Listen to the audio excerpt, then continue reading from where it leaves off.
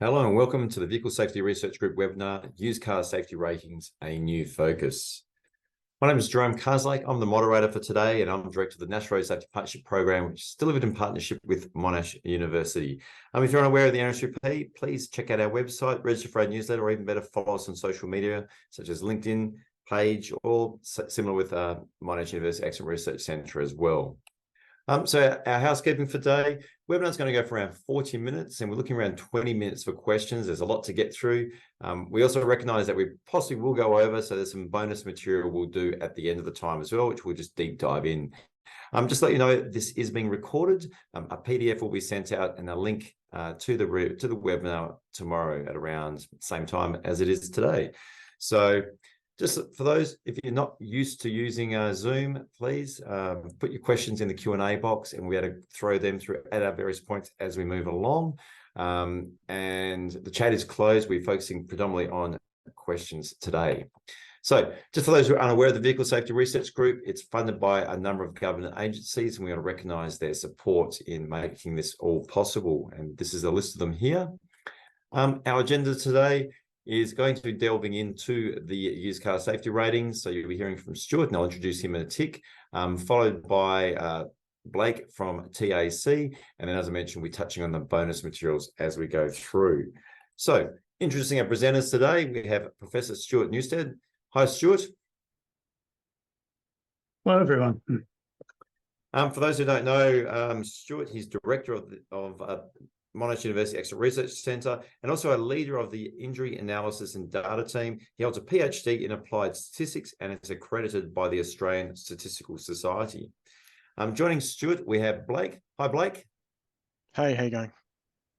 So for those of you who don't know Blake, he's the Acting Manager of the Vehicle Safety, Innovation and Technology at the Transport Accident Commission based here in Victoria. So welcome, guys. I'll now hand over to you, Stuart, and we can get things rolling. Excellent. Thanks, Jerome. So the used car safety ratings have been around for just over 30 years now. We started this project way back after a parliamentary inquiry in the late 1990s, talked about the need to actually understand relative vehicle safety performance and challenge some of the ambit claims of the vehicle manufacturers about the performance of their vehicles. It's very much about assessing vehicle safety from real-world data. So the first thing I thought I'd just give you a quick overview is the research database that underpins this work.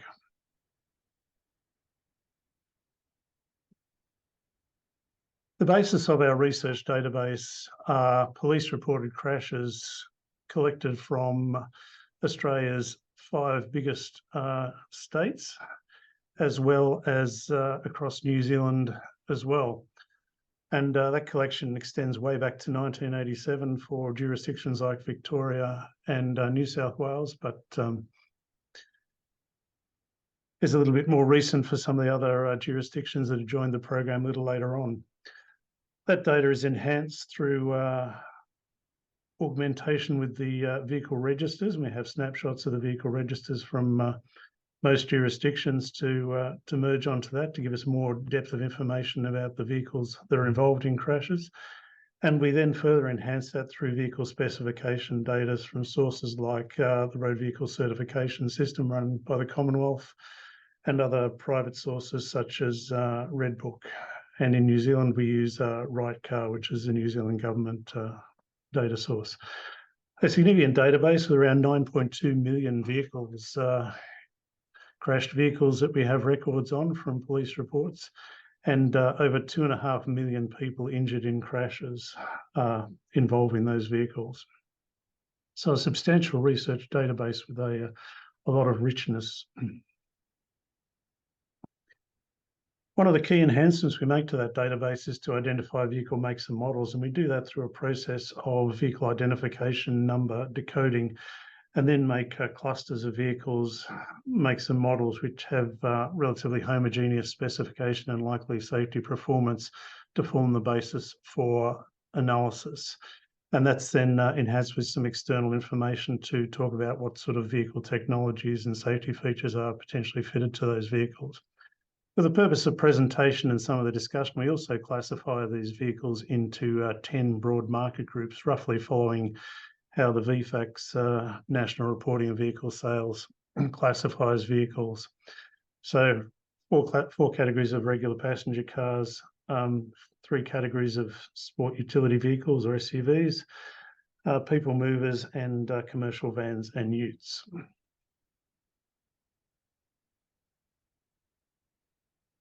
Commencement and development of the used car safety measuring started many, many years ago at the beginning of this project and has been developed steadily since then. The metrics really represent the important parts of the road trauma chain, including the ability to avoid a crash, which is what we consider as or call primary safety. And in the event of a crash occurring, the ability of that vehicle to mitigate injury, and particularly death and serious injury, which is an aspect we call secondary safety. And our assessments really flow around those elements of the road trauma chain. The first metric was developed was what we call crash worthiness. So it measures, in the event of a crash, the risk of the driver of the rated vehicle being killed or seriously injured, with seriously injured being measured as a hospital admission. That was our initial focus because most people are very concerned about in their vehicle how it protects them. In the late 90s, we extended that to a second metrics, which we call aggressivity. And that's about looking at not the vehicle protecting its own occupants, but the vehicle protecting other road users with which it collides with. And that includes other vehicle drivers and unprotected or vulnerable road users such as pedestrians, bicyclists, and motorcyclists. And so what it measures is the risk of death or serious injury given involvement in a crash for those other road users as a function of the vehicle that's colliding with them. So these are quite different metrics and they're quite independent. Later on, we thought of a metric, how do we combine these in a way that's most relevant to the real world? So we came up with what's called a total secondary safety rating index, which actually combines these in a weighted average according to their importance in generating overall trauma related to the vehicle. So that's people within the vehicle and people outside of the vehicle that's colliding with. And it's really a nice measure of total social impact of that vehicle in terms of the trauma generated. So there's our 3 metrics we have used for many years and developed through the used car safety ratings program. With the advent of crash avoidance technologies, we've also augmented the used car safety ratings with what we call a primary safety assessment.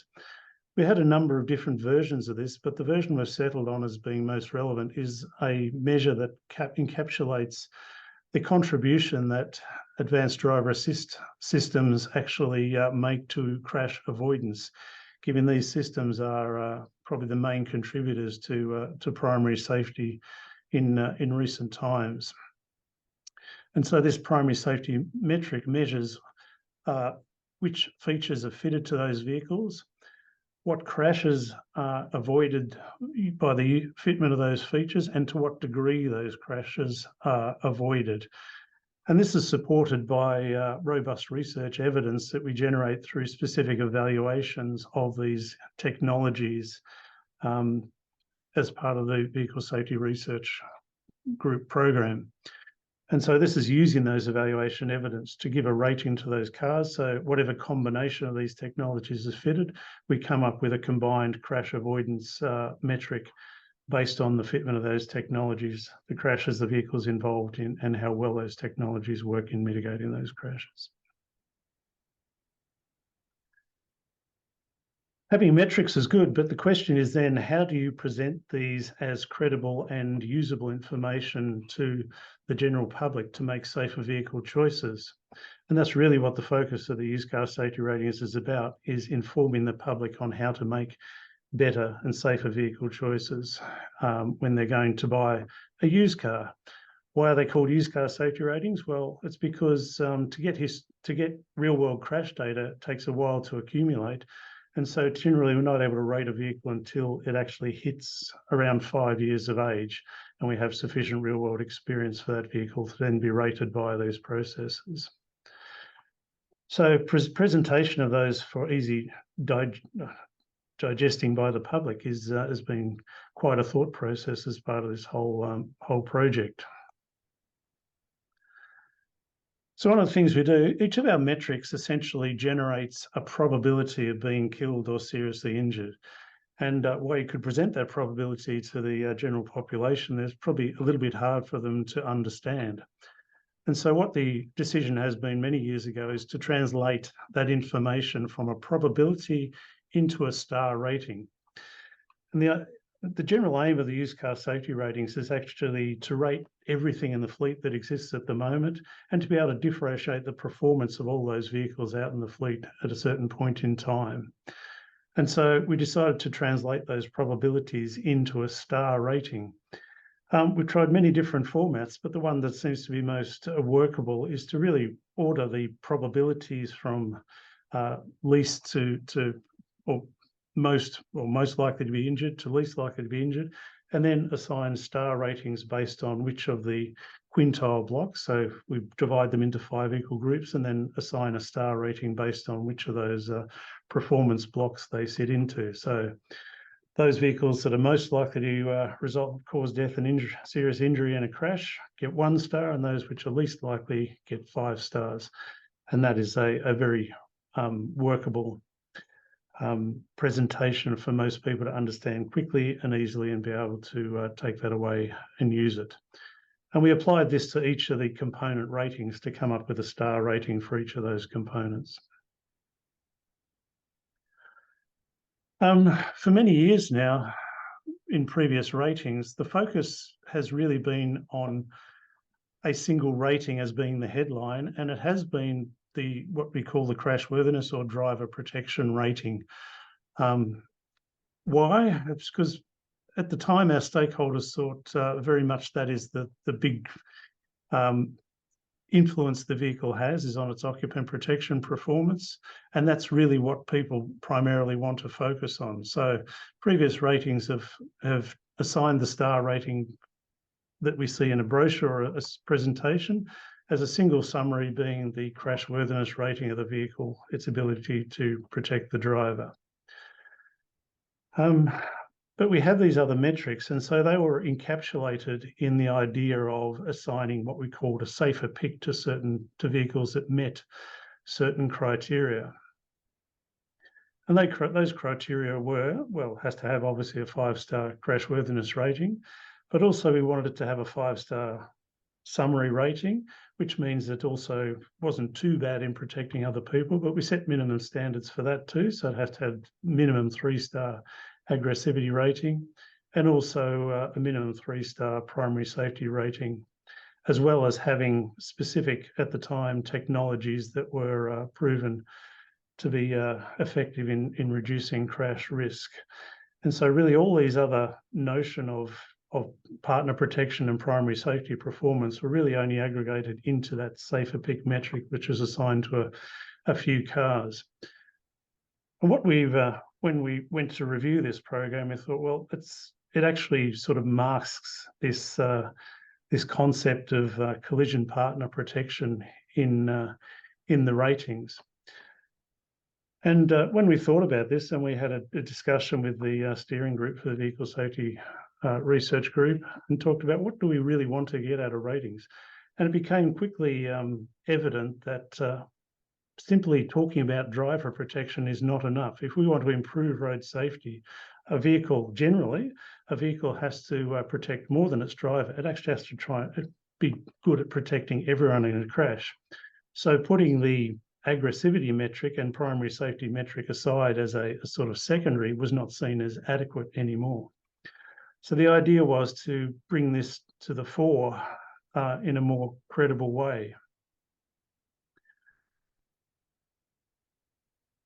So just before we leave, this is just again a summary of how those ratings were previously presented as again just the driver safety rating and a safer pick. The format of the presentation in terms of the graphics, etc., evolved over years, but it still had that basic focus. And so the conversation we had about what is important for vehicle safety really made us have a new focus on what the used car safety rating should be telling consumers, and what, as sort of safety advocates, we should be representing to the population and recommending that they buy in terms of a safe car. And after much thought, it was decided that really the total secondary safety rating should be the headline rating, because this is the rating which encapsulates how that vehicle impacts society as a whole. And it also has a sort of nice symmetry about it too, because it encapsulates both the crashworthiness and aggressivity performance in a way that reflects how the impact each of these has on total trauma outcomes. So crashworthiness is relevant in all crashes where the driver has a potential for injury. So essentially everything that doesn't involve hitting a vulnerable road user, which is about 90% of crashes. In contrast, aggressivity is relevant in only crashes where that vehicle is hitting another road user. And we know we have about 45% of crashes in Australia and New Zealand are single vehicle crashes. So aggressivity is an issue only in the remaining 55% of that. And so the total safety index encapsulates that real world performance and its overall impact on trauma in society.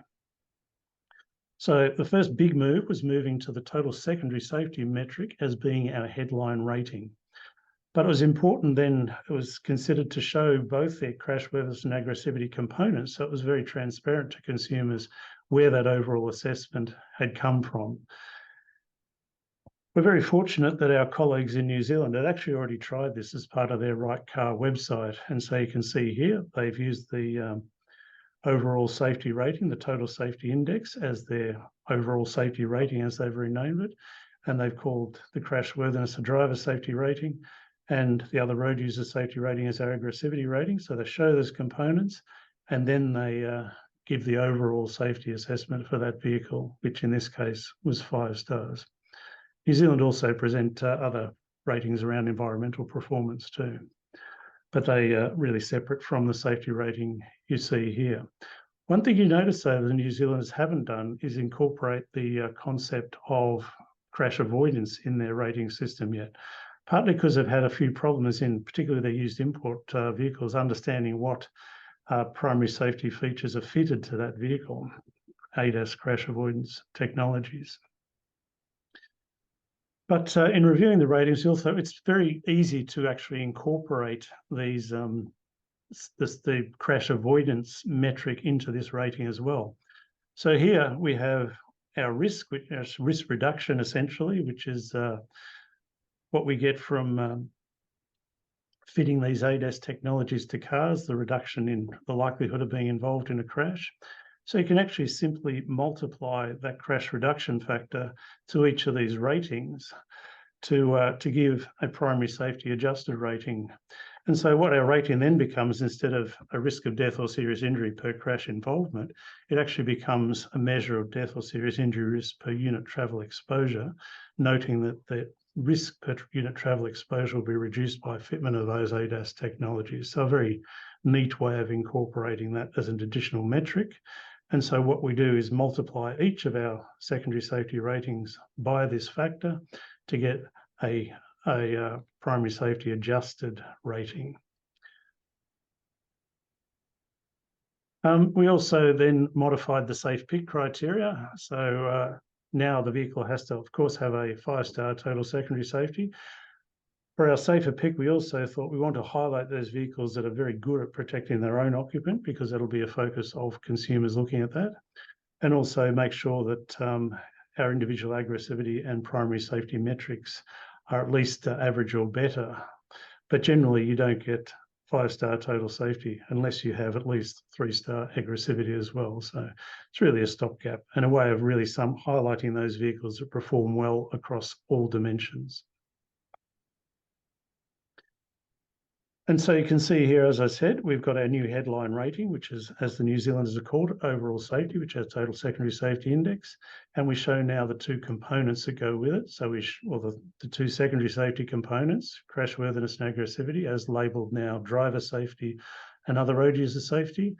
and also our crash avoidance performance based on the fitment of ADAS to the vehicle. So an expanded, and of course for those vehicles who meet the criteria, also get that safer pick tag next to them to show they excel across the board in their ratings. So let's talk about some highlights in what we see in doing this.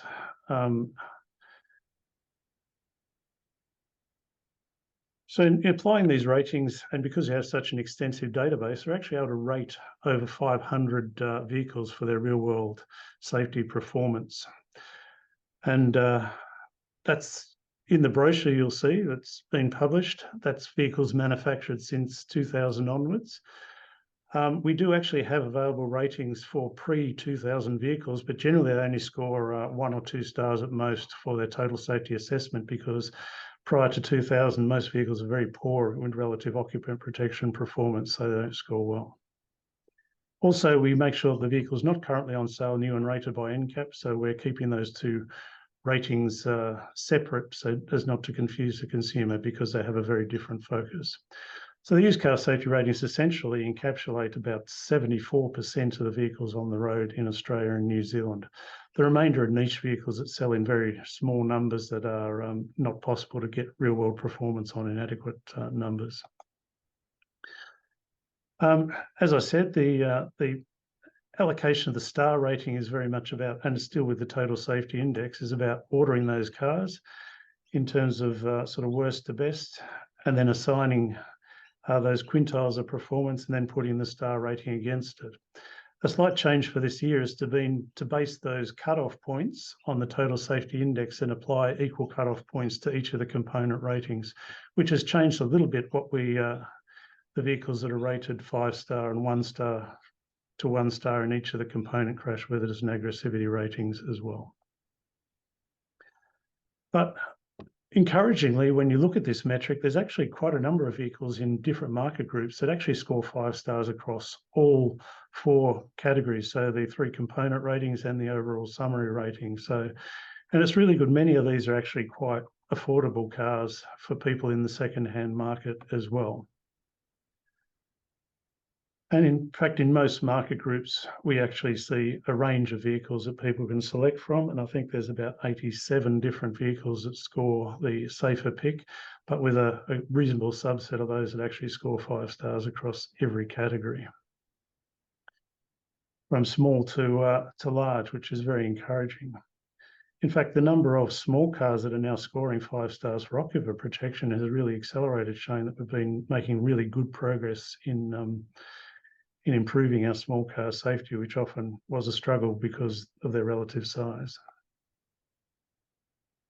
As you see in the ratings, new vehicles are often or generally safer than older vehicles, but not always the case. And that's why the ratings are important to highlight. Even an older vehicle, it may actually perform quite well.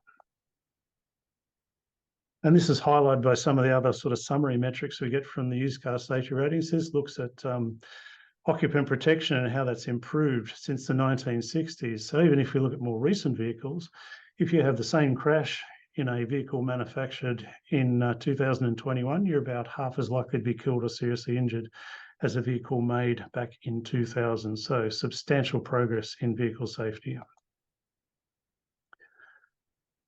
So I guess it's time to stop here for some questions, Jerome. It is indeed, Stuart. Fantastic. And you can just see the journey. It makes you sort of realise, I guess, those old club permit vehicles you see driving around, as long as they you don't bump into them, things looking pretty good for you. First question I got here from Anonymous, and you may have touched on this already. Some of the used car safety ratings have X stars out of 5 and others have no star rating, rather than they have the recommended safety features. What do you do? What do you use to actually determine whether a vehicle should be considered? Because we need that real world evidence of performance, that vehicle has to have a significant exposure to real world crashes. So generally, to make it into a ratings, we have to have 500, minimum 500 real world crash involvements to get the level of accuracy that we need to present that rating as a credible and accurate rating for the public. We could rate more cars, but they'd have very wide statistical confidence limits on the estimates of risk we get out of them. And because of that uncertainty, we don't publish those to make sure that what we do publish is meets a minimum standard for accuracy. And that's really important because we don't want to be putting out ratings that are very uncertain. But this is where you can look at some of the more general trends as well, like the occupant protection performance, and say, okay, well, if I don't have a rating, generally newer is better. And there's also some certain market groups that perform well in terms of area as well. So it gives you a general guide to fill in if you don't have a specific rating for that vehicle. But it's very much about real world performance and real world assessment. So unfortunately, we have to rely on the public crashing those vehicles enough for us to get a rating. Thank you for that, Stuart. And you've got someone singing your praise. You've got Jared saying great insights. Thank you. We're currently investigating historical crash trends versus current day in Geelong, Victoria. How do we consider the historical crash data in its nature historical, i.e. current day crash trends vary to historical crash trends, and how does it impact the reliability of your TSSR calculations? And that's an extremely good question, because we know that other external factors to the vehicle impact your risk of being killed or seriously injured. And they include the types of crash you're involved in. It includes the type of person in that crash. So we know, for example, that females and older people are more susceptible to death or serious injury, but the rate of death is much higher for males, for example, because maybe they're better at taking risks. And also that historical safety trends have changed. So if a car's predominantly crashed 20 years ago, it'll actually, if you just looked at a raw rating, it'll look worse than a car that's crashed now, because our general safety performance in the community has improved so much. So what we do for these ratings is actually run them through a very complicated statistical standardization process, which actually factors out those externalities and leaves separate from those the contribution of the vehicle. So we don't just get a rate from the data, we actually put it through a very rigorous statistical analysis process to factor out all those externalities and leave what the vehicle has contributed to that outcome.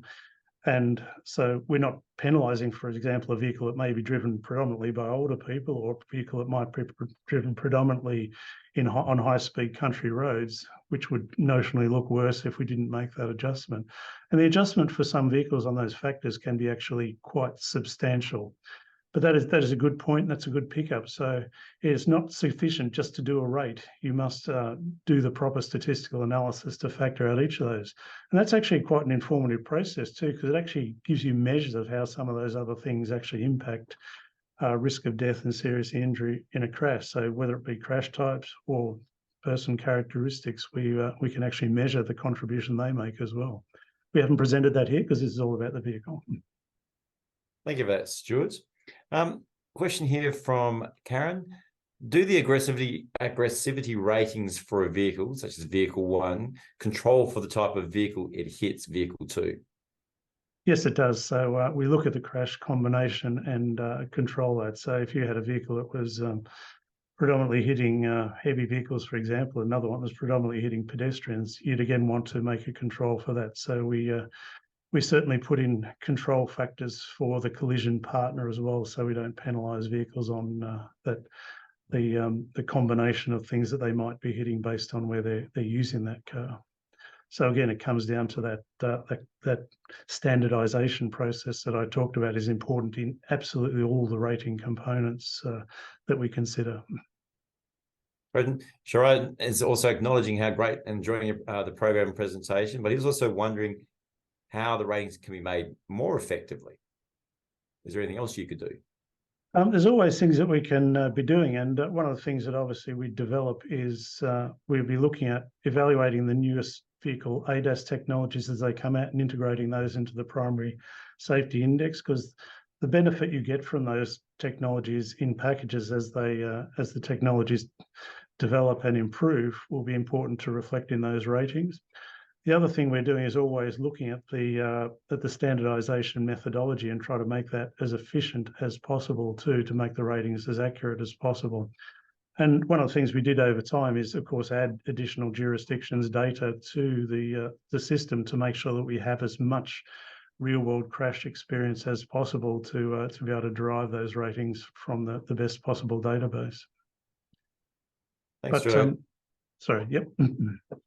Two more questions I'll go in, and then I'll hold over to the end. So one from Warwick, once again, excellent presentation. Could small cars be rating well because they are driven less distance and or tend to be driven by women? The answer is no, because the secondary safety ratings that we're estimating, you have to be involved in a crash first. So it's got nothing to do with exposure. A car that tends to be driven more and hence will be exposed more to potential crashes might actually make it into the ratings earlier, but it won't affect that rating once it's involved in that crash. And this is why when we considered our primary safety index, we had to consider very carefully how to do that. There was an earlier version which actually looked at crash rates per registered vehicle and then tried to adjust those, but it's a very difficult process. And what you find when you look at ratings is for secondary safety performance, injury prevention, the vehicle plays a really major part in that. In fact, the difference between the best and the worst vehicle on that factor is about a factor of almost 13. But when we look at primary safety, there's a lot more. Primary safety is much more determined by the person driving the car, if you like, than the car itself in terms of the overall risk of being involved in a crash. So you need to be able to factor out those person-based externalities, which is much more difficult for broader primary safety performance. This is why we've gone down the road of using ADAS, which is sort of proven crash prevention technology as the basis for our primary safety index. But a good question. Oh, well, good answer, I'll acknowledge. Last one here from Craig, and then I'll hold the other two through. And no doubt more will come along as well. So I really like this one, Craig. Once again, great information and presentation. Any insights on how the used car safety rating data could be used to influence government policy? What a river. Yeah, that's perhaps subject for a future webinar. Is this the broader research program that the VSRG undertakes is very much about thinking about policy. So some of the things that have come out of it over the years include, well, we know that particularly novice drivers are really driving very poor vehicles. And so the idea of how you can use this information to improve their selection is something that's borne out by things like the Unsafe to Safe program that Victoria has been trialling. So that's directly related to using these ratings to provide financial incentives for regional novice drivers to upgrade their vehicle. We've also looked at older people too, because often older people trade up their vehicle when they retire and they'll downsize and then they keep it forever. And so they're still driving in their sort of 80s in a vehicle that's 20 plus years old. And so using it to try and influence policy to help our older population to improve it. So that's just a couple of examples of where this work can be used much more. The other thing is our evaluations of technology have underpinned many of the regulatory impact statements that support introduction of the new ADRs for mandating things like stability control, AEB, and more recently lane keep assist. So it is a very rich database that can very much support a range of other government policy around vehicle safety. And what's great there is we just heard around the angle of how to influence government. So what we're going to do now is hand over to Blake and kick him off, and he can touch on from a TAC point of view how they're using, I guess, the used car safety ratings, data, all these sort of elements to influence the public and their approach. So over to you, Blake. Thanks, Jerome, and thanks, Stuart.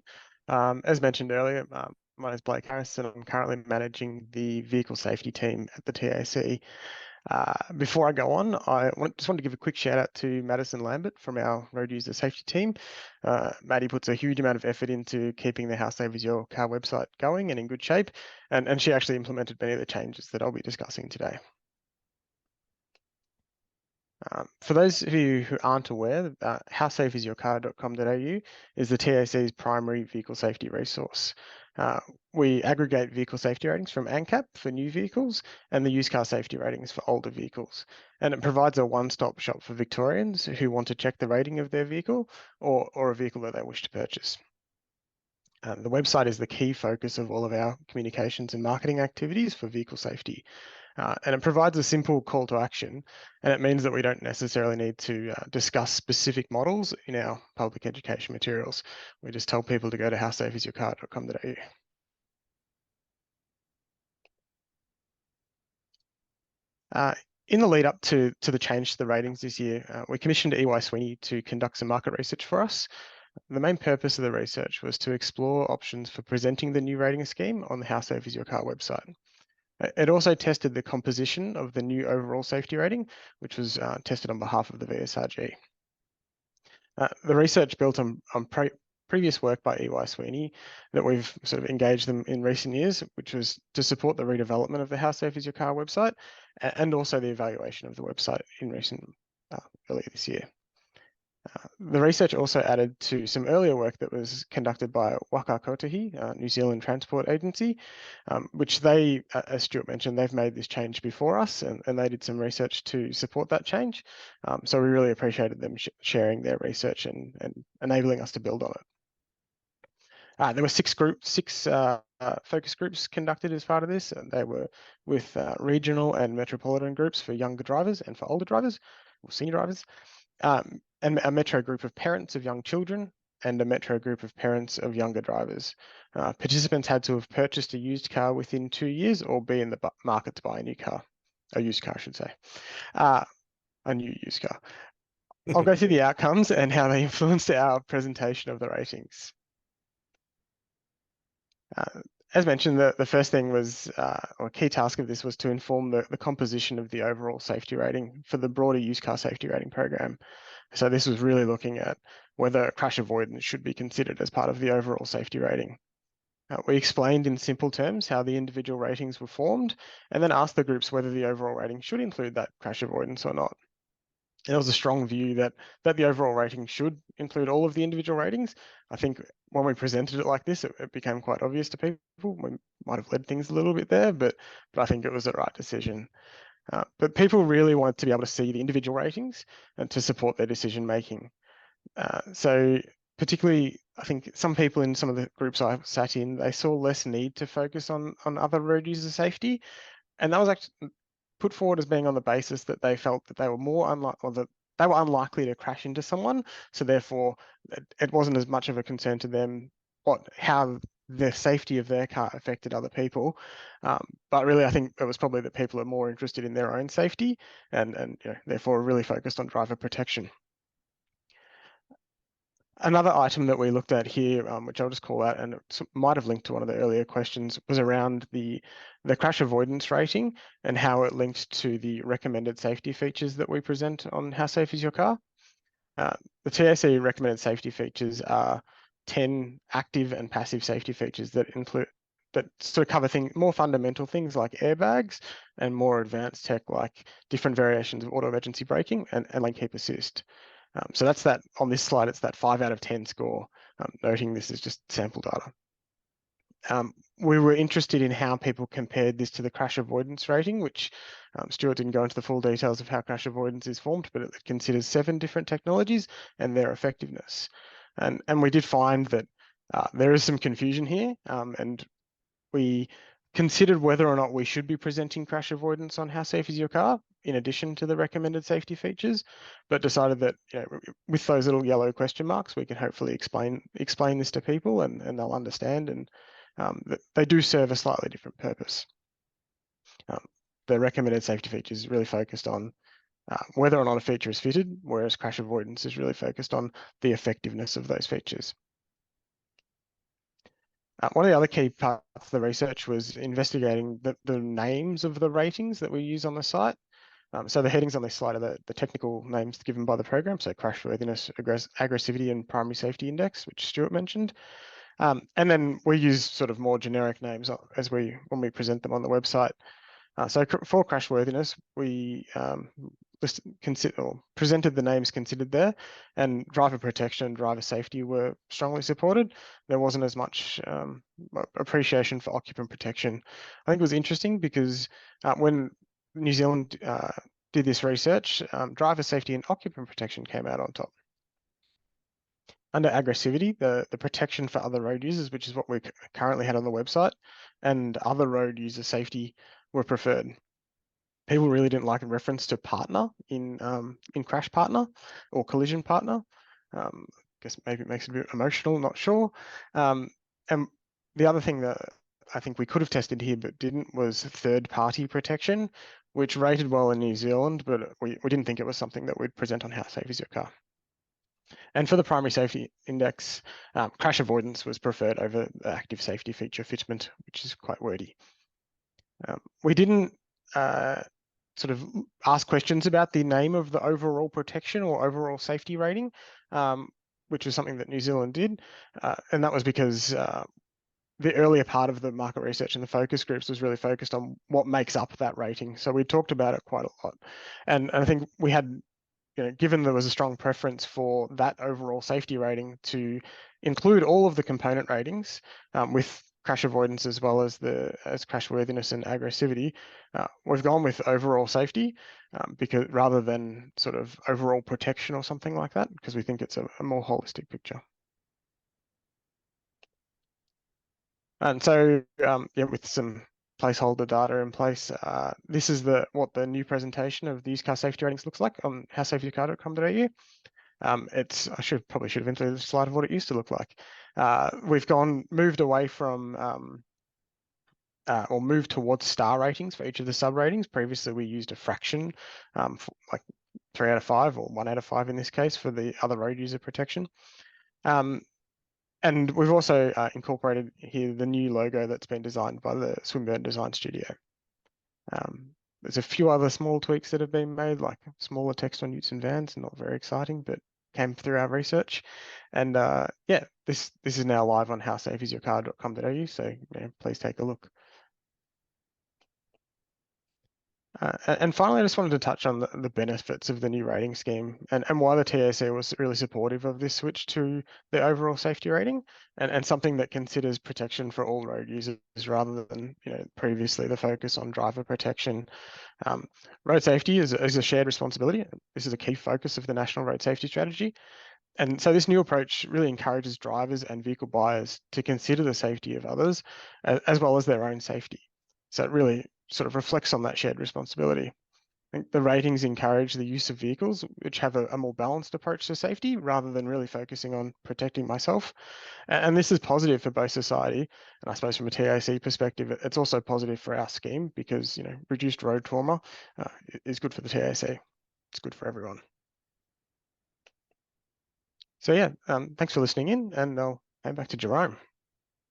Fantastic. Thanks for that, Blake. And I'd just like to touch on that point you made around the shared responsibility, because as we pointed out at the start of the VSRG, there's a whole number of partners that fund it, a very active sort of group, and road safety is a shared responsibility. You acknowledge Maddie, we had the Swinburne pulling it together. So the VSRG is a really powerful example of many different agencies and groups working together to share that responsibility. So this is a great example moving forward. So what I'll do now is just grab a couple of questions, and if more come in, we'll go in, and then we have some deep diving and some actually highlight data as well. So Jared, moving on to you first, he raised the question, is there a current or future opportunity, methods or data sets to consider near misses or non-police recorded crashes? So I think that'd be one for you, Stuart, I'd envisage.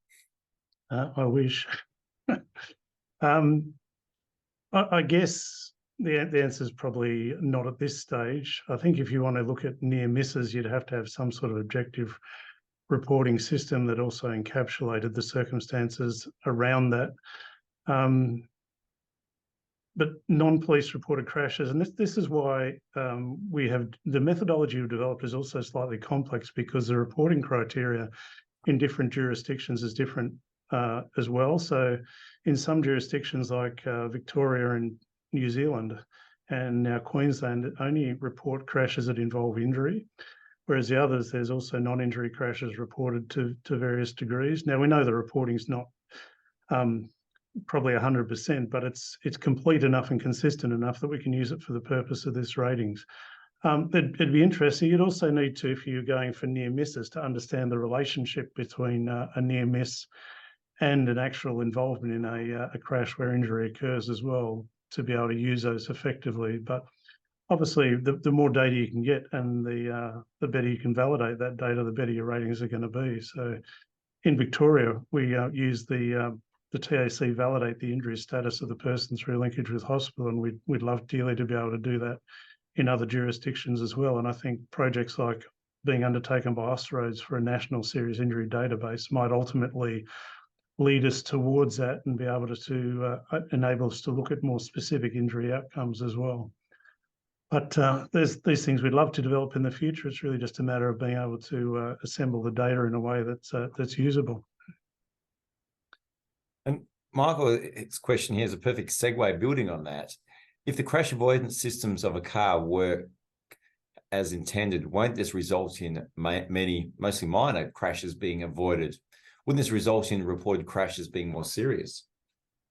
Potentially, yeah, but I think we're a long way from that actually happening, that it'll actually remove a car totally from the data, because often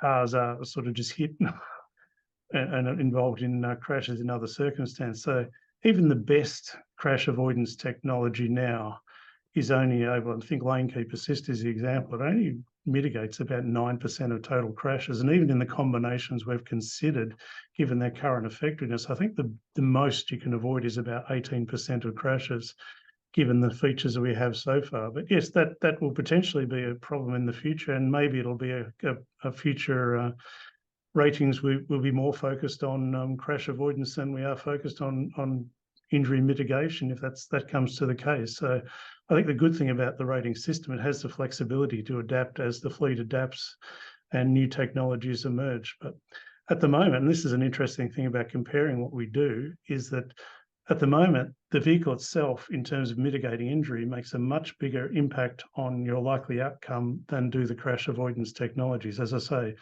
the difference between the best and the worst in terms of injury mitigation is a factor of nearly 13. When we look at crash avoidance, the best vehicle loaded up with all the technology doesn't even quite hit 20% crash reduction. So that is an example of the relative contribution of those aspects of vehicle safety in the real world now. Wow. Question from me. Might the new change that you've brought in conflict with what has been previously presented? It might, but we always have to issue the caveat with used car safety ratings. Every year we re-estimate them, because used car safety ratings is about the current relativity of that vehicle in the fleet that exists out there. And so with every update, the vehicles change in their relativity anyway. So as new safer vehicles come into the fleet, a vehicle's rating will naturally diminish in terms of its star rating. So I give a fantastic example. When I bought my last car in 2002, it rated 5 stars in used car safety ratings. By the time I traded it in last year, it was down to 1 star, because there was so much better to do. So the used car safety ratings not only give you an indication if you're looking for a car now, what's best to buy, you can also look at your current vehicle and go, well, how much better could I do in terms of safety if I upgraded that? So it's got a duality of purpose, if you like. So there's always updates, and there'll always be changes, because it's always about how that vehicle rates relative to everything else that you could go and buy right now. I think also from our perspective, we update the ratings on the website once a year, and at that time that represents the best available information based upon the latest data, and then next year it'll be updated again, and we'll have the best available information. So it's sort of it's staying on top of things, I guess. Yes. And it acknowledges that the fleet is evolving, and we need to reflect that evolution. I guess this is a question here just from Karen. You mentioned that small cars are performing well. How about the light cars? Historically, they haven't been. And that is true still. There's a couple of market groups that have particular problems that we know about. So thank you, Karen, for the Dorothy Dixer. But the light car fleet, we only have 3 of them that get a safer pick, and they're very new cars that to do well in that class in terms of particularly occupant protection performance, you have to be doing exceptionally well. And there's only 3 out of the ones that are rated that actually make that grade. So it is very difficult. And that's why it's important, because most of those vehicles, for example, you wouldn't put your novice driver in knowing that they're likely to crash. So you're much better to upgrade its size to a small car, and you'll get much greater choice for buying a safe car for them. The other category that performs, and none of them get a safe pick, is our commercial vehicles, because they're all incredibly aggressive. They're really bad in terms of injury risk for other road users. Not a single ute or a single van that scores a safer pick. And it's because every single ute, the majority of them score 1 star for aggressivity. There's a couple that score 2. And so that dimension of performance says you don't recommend that car as a car that's going to reduce road trauma for the community. It's really dangerous for other people.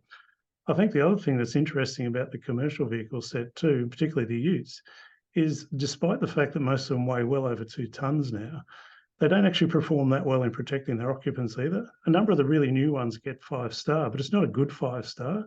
In fact, one of the things I noted is the actual numerical value in terms of occupant protection performance for a Toyota Hilux is now the same as a Corolla, which is a good 700 kilos lighter. And so that shows in that sector, they're not great in terms of protecting you. And we know there's problems there because even things like the Australian design rules often apply later those commercial vehicles on the basis that they have longer model cycles. But they're not a great choice in terms of safety. And this is the sort of thing that the used car safety ratings highlights. Thanks for that, Stuart. The next question we're going to hear from Sharad, and just drawing on that answer you went there, I thought we might as well just dive into a couple of the next deeper dive slides. I've handed over control to you, and then we'll catch on Jared's one towards the end. Yeah, no problem. So what we've done in this is actually to talk about some of the interesting trends that we see in vehicle safety. So I showed you, and this comes back to the question that Karen talked about before. If we see the actual crashworthiness by market group, light cars are still by far the worst thing for protecting their occupants. Small cars are improving, but the best sort of things you can be in are sort of medium, large SUVs. And mostly because these are newer, and I'll fire on in a minute and show you that. So if we actually break it down, the relativity between market groups in terms of their crashworthiness has changed over time. So particularly things like the small SUVs used to be quite diabolical, but in the most recent sort of 10 years, they've actually got a lot closer to the fleet in general. They used to be sort of second worst thing you could buy after a light car, but they've improved a lot. And I think this shows that there's been development in some market groups better than others. There's not the differential, the shift in differential has been not so stark for the crashworthiness metric, but it does show it has changed, and particularly things like the small SUVs have improved quite a lot compared to some other market groups. And that sort of manifests in total secondary safety as well. So even when you talk about the holistic performance, a medium SUV is actually quite a good compromise.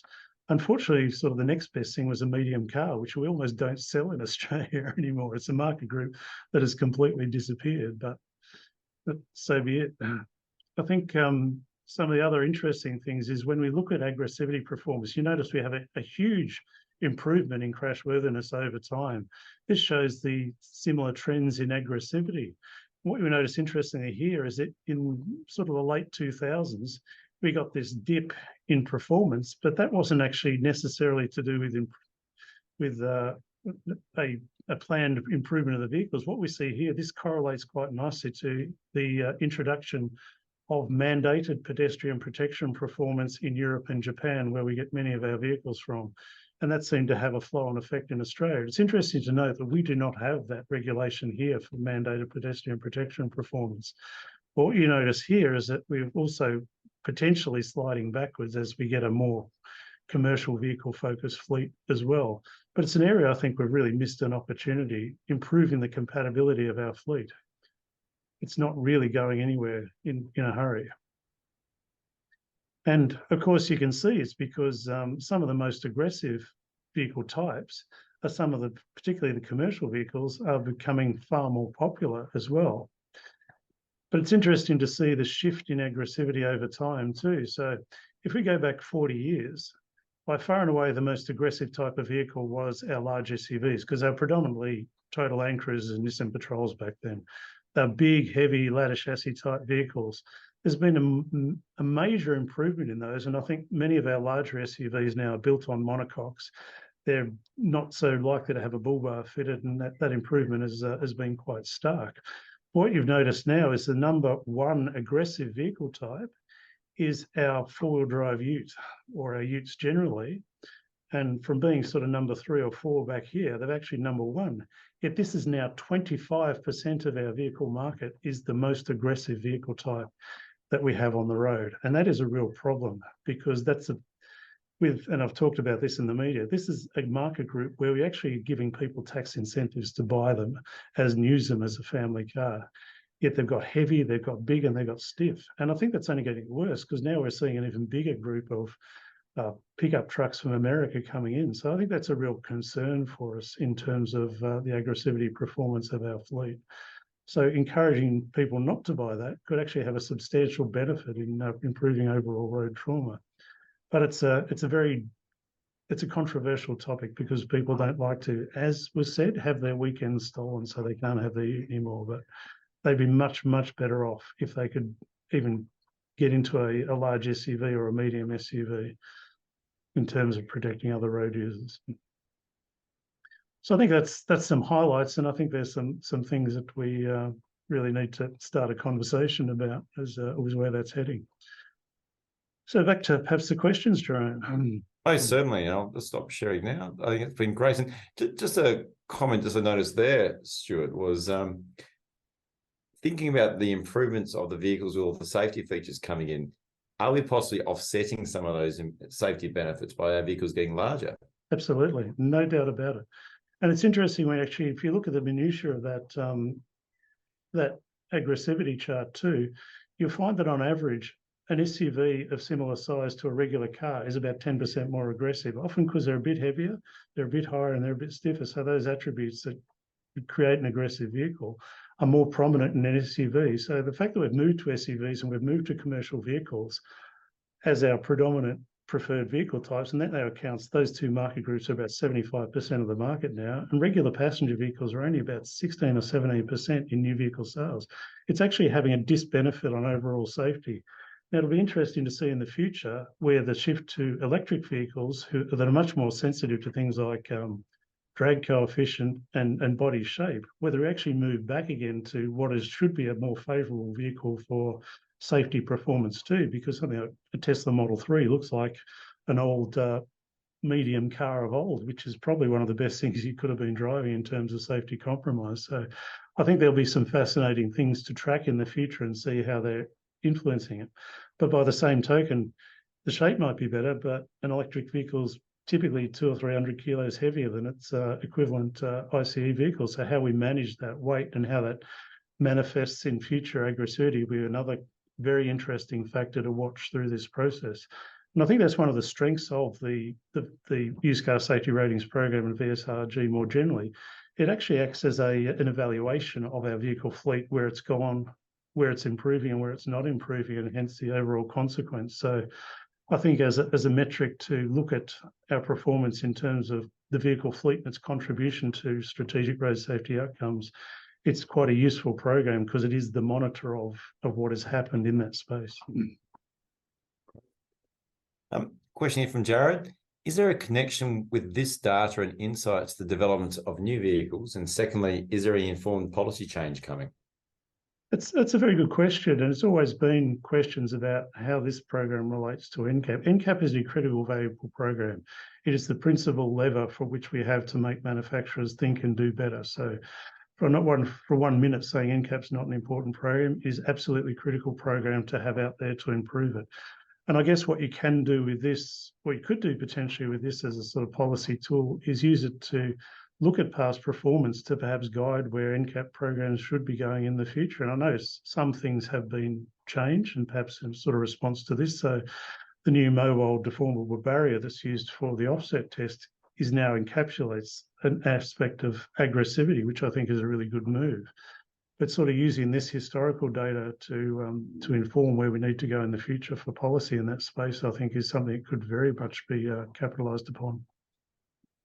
I think just adding to that, where this program does influence new vehicle design is in the broader VSRG work on safety feature assessment and evaluation, and the influence on that with the Australian design rules. It quite clearly has led to Australian design rules being implemented, and that directly influences new vehicle design. Yeah, because our real world performance in Australia is a requirement for the ADR to be passed to make sure it has relevance to our context. And this local data is important to prove that relevance. Yep, it's critical. We're coming up to the end. We'll just see if we can squeeze these last two questions because I think they're great. Is there a relative constant performance of aggressivity influenced by the car manufacturer public performance expectation by consumers? Yeah, I think this is why we've actually moved to the new focus of the used car safety ratings. Because I think they've often ignored that aggressivity point, and I think people are now starting to wonder about it as our fleet gets particularly more focused with a very high proportion of commercial vehicles in it.